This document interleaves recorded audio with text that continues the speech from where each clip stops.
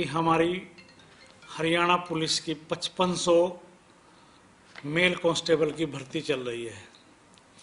परीक्षा हुई, उसमें जो 7 गुना लोगों को हमने पीएसटी के लिए बुलाया। पीएसटी का मतलब हमारा फिजिकल स्क्रीनिंग टेस्ट यानी कि दौड़ है। हमने दौड़ में ऐसे बहुत से लोग जिनकी संख्या 39 लोग ऐसे पकड़े जो दूसरे बच्चों के स्थान पे दौड़ने के लिए आए थे, तो उनको पकड़ के हमने पुलिस के हवाले कर दिया। आज वो पुलिस की गिरफ्त में है। इसके बाद जो लोग क्वालिफाई हुए उनको हमने पीएमटी के लिए बुलाया, यानी कि फिजिकल मेजरमेंट टेस्ट के लिए, जो नाप तोल हमारा होता है उसके लिए हमने आमंत्रित किया। और हम बहुत हैरान हुए कि इसमें भी लगभग 63 लोग अभी 20-21 तारीख तक ये इवेंट चलेगा, मगर आज 11 तारीख है, आज तक 63 लोग ऐसे पकड़े गए जो फर्जी कैंडिडेट थे, यानी कि उनकी परीक्षा किसी और ने दी थी। आज वो बायोमेट्रिक, सीसीटीवी और वीडियोग्राफी के माध्यम से हमारी पकड़ में है। उन सब की सूची हमने हरियाणा पुलिस के डीजीपी साहब को दे दी है और पुलिस ने कार्रवाई शुरू कर दी। काफ़ी बड़ी मात्रा में लोगों को गिरफ्तार भी कर लिया है।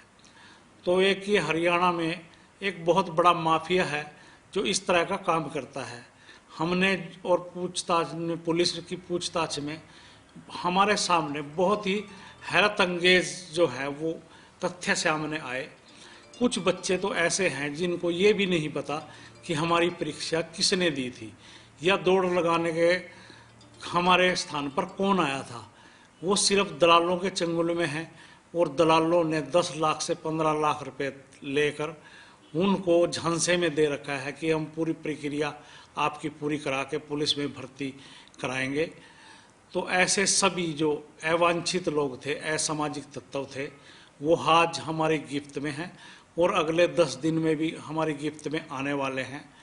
तो मेरा तो अनुरोध है उन युवाओं से कि वो किसी के ऐसे दलालों के या जो नकल माफिया गिरोह है उसके झांसे में ना आए, क्योंकि वो दिन चले गए। अब टेक्नोलॉजी का दिन है, किसी न किसी स्टेज पर वो पकड़े जाएंगे और जब वो पकड़े जाएंगे तो पुलिस की गिरफ्तारी में जाएंगे और उन पर नकल विरोधी जो नया कानून हरियाणा की विधानसभा ने पास किया है 10 साल की सज़ा उसकी प्रॉपर्टी अटैच करने का, ये सब उन पर लागू होंगे। मैं नहीं चाहता कि हमारे हरियाणा के युवा इस तरह के लोगों के चंगुल में आए कर अपना भविष्य खराब करें और वो अगली परीक्षाओं से भी वंचित रहें। साथ साथ उन बच्चों को तो मैं आग्रह करना ही चाहता हूँ, दूसरे जो समाज के जागरूक युवा हैं और मेरिटोरियस बच्चे हैं, मेहनत कर रहे हैं, और समाज के जो दूसरे लोग हैं उनसे भी मेरा अनुरोध है, अगर उनकी जानकारी में भी कुछ ऐसे लोग हैं कि किसी की परीक्षा किसी और ने दी थी, तो वो चुपचाप पुलिस को या मेरे को उनका नाम बताएं।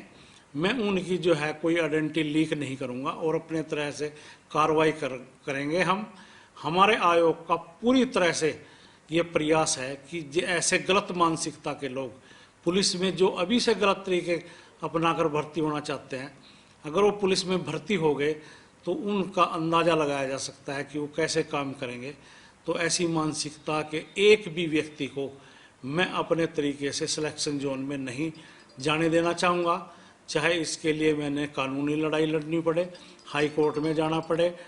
तो मैं सभी ऐसे लोगों से आग्रह करूँगा कि अगर उनके जानकारी में भी है तो वो हमारे को बताएं और बच्चे बिल्कुल भी किसी लालच में ना आए और अपनी जो योग्यता के आधार पर उनको नौकरी मिलेगी वो अपनी पूरी तैयारी करें और उनकी योग्यता को इग्नोर नहीं किया जाएगा। इफ हैंड बट छोड़कर अपनी तैयारी करें, क्योंकि ऐसे सारे लोग एक न एक दिन पुलिस की गिरफ्त में होंगे, ये मेरा पूरा विश्वास है। सर, आने वाले टाइम में आयोग और भी पेपर लेना, जो जैसे आपकी सूची पहले बताया था आपने, तो अब जैसे कोरोना फैल रहा है तो अब आपकी आगे क्या प्रतिक्रिया रहेगी उन? अभी सरकार ने कल ही एक बहुत बड़ा निर्णय लिया है कि जो हमने पद विज्ञापित कर दिए थे, जिनके हमने आवेदन मांग लिए थे और जिनकी परीक्षाओं का शेड्यूल हमने डाल भी दिया था लगभग, जैसे ग्राम सचिव पटवारी, कैनाल पटवारी, फीमेल सुपरवाइज़र, कुछ इलेक्शन के कानूनगो, नायब तहसीलदार, सब इंस्पेक्टर कोऑपरेटिव, इस इन तरह की हमने परीक्षाओं का शेड्यूल एक तरह से बना लिया था।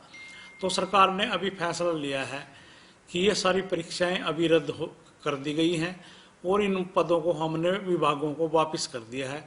अब जो सारी परीक्षाएं होंगी, जिन भी पदों के लिए होंगी, वो सीईटी के बाद होंगी, यानी कॉमन एलिजिबिलिटी टेस्ट। जो लोग क्वालिफाई करेंगे, जो युवा क्वालिफाई करेंगे, वो ही अगली परीक्षा में बैठेंगे और नए सिरे से जो सरकार ने क्राइटेरिया बनाया है, सोशो इकोनॉमिक के नंबर 10 से 5 किए हैं, और जो विवाहित हमारी बहनें या बेटियां हैं, उनका पेरेंटल मतलब पैतृक वो ना देख के ससुराल पक्ष देखा जाएगा। इस सारे नए क्राइटेरिया के अनुसार ही अब अगली भर्तियां होंगी और वो सीईटी के बाद होंगी। जो लोग सीईटी में क्वालिफाई करेंगे वही अगली परीक्षा दे सकते हैं।